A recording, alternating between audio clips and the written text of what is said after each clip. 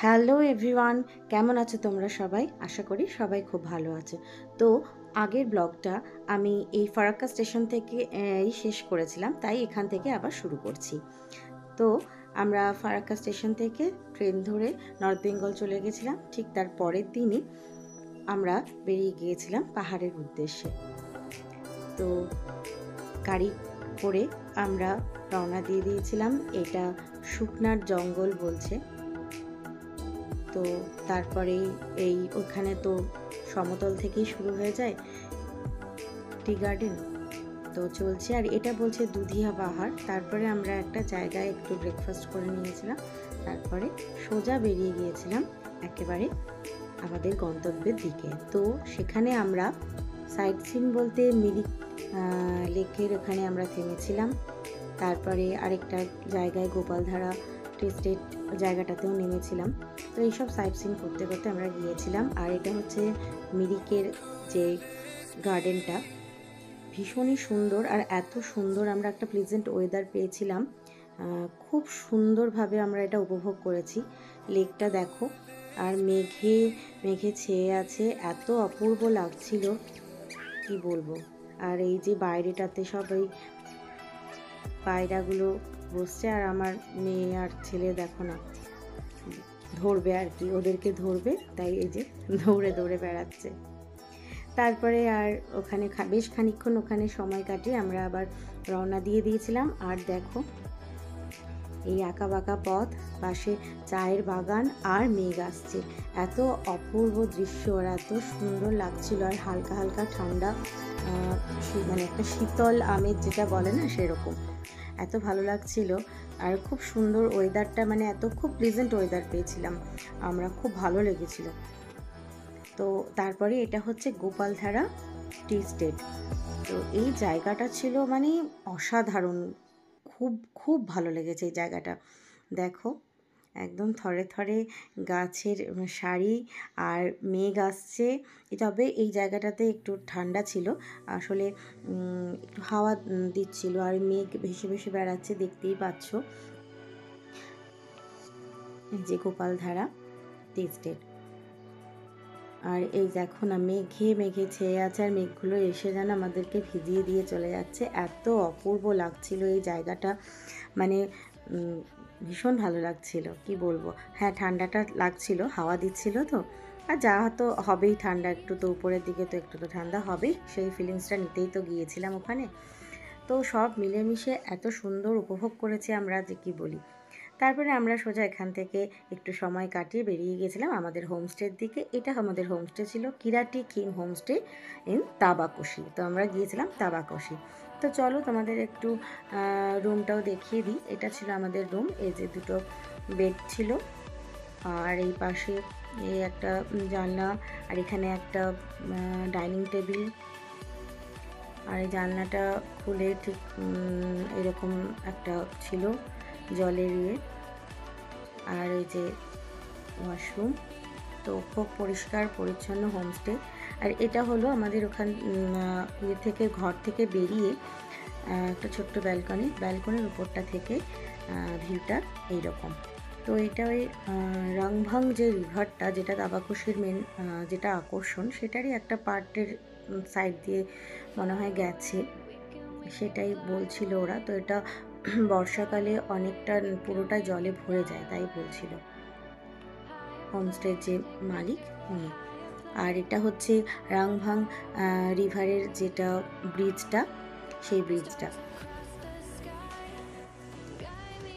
তো এইরকম ছিল চারদিকের ভিউটা, দেখে নাও। তারপরে পাহাড়ি রাস্তায় হাঁটতে কার না ভালো লাগে বলো। আমরা তো ওই এনজয়টা করতেই এই সব অফবিট জায়গাগুলো আমরা বেছে নিই। তো ওই হাঁটতেই বেরিয়ে গিয়েছিলাম, একটু সময় নষ্ট করিনি, আমরা গিয়ে একটু চেঞ্জ করে বেরিয়ে গিয়েছিলাম।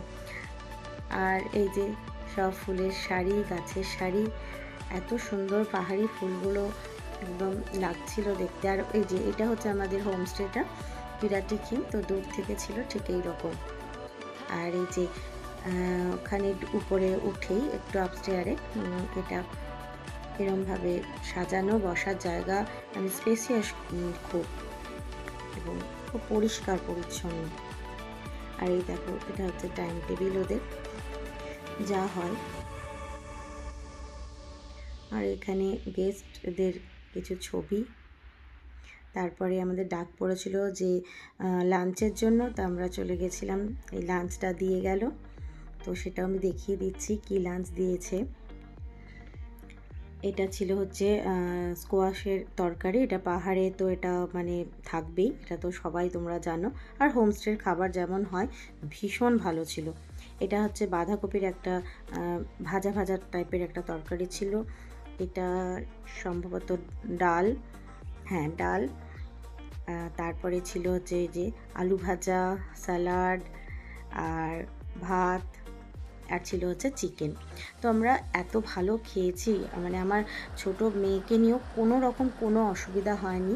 এত ভালো খাবার ছিল ওদের, ভীষণ ভালো, একদম ঘরোয়া হোমস্টের খাবার যেমন হয়। আচ্ছা, এইটা হলো রাংভাং রিভার। এই রাংভাং রিভারে আমরা অনেকক্ষণ এই রিভার সাইডটাতে আমরা সময় কাটিয়েছি, প্রচুর ছবি তুলেছি, ভিডিও বানিয়েছি, এত ভালো লেগেছিল। দেখো না, ওরা ওখানে মানে জলে নেমেই যাচ্ছিল, নেমেও গেছিল প্রায়। তারপরে আবার এইটা ওখানে একটা পার্ক আছে, ওই পার্কের মধ্যে 10 টাকা করে টিকিট কেটে আমরা ঢুকে গিয়েছিলাম। গোটা পার্কটা খুব সুন্দরভাবে সাজানো আর খুব পরিষ্কার, আমার খুব ভালো লেগেছে। আর ভিউটা ছিল ভীষণ ভালো। এইখানের আমি যা দেখলাম ভিউ, সত্যি আমার ভীষণ পছন্দ হয়েছে। এত সুন্দর ভিউ আর এত সুন্দর ওয়েদার ছিল, হালকা হালকা একটা শীতল আমেজ, সব মিলেমিশে দারুণ। এই দেখো, সব ফটোশ্যুট চলছে সবার, আর এই চারদিকটা এরকম, খুব ভালো লেগেছে। তারপরে সন্ধেবেলায় আমাদের একটু বারবিকিউ বলা ছিল, তো সেটার জন্যই আমরা নামছিলাম। হোমস্টেতে আরও দুটো একটা ফ্যামিলি ছিল, তো তাদেরকে দেখতে পাইনি, তারা হয়তো ভেতরেই এনজয় করছিল। যাই হোক, তো আমরা বাইরেই ছিলাম, এই যে সব বারবিকিউ নিয়ে বসেছিলাম। তারপরে আর এই আগুন পোহাতে আর বারবিকিউ, সাথে বারবিকিউ কার না ভালো লাগে বলো। তারপরে ওরা ওখানে ওই মিউজিক সিস্টেমটা বলতে পারো আমাদের হ্যান্ডওভার করে দিয়ে চলে গিয়েছিল। তো ওই নিয়েই সব ওই বসে আছে দুজনে মিলে, দেখো না, গান করছে, নাচবে, করবে, এই করে ওরা খুব আনন্দ করেছে।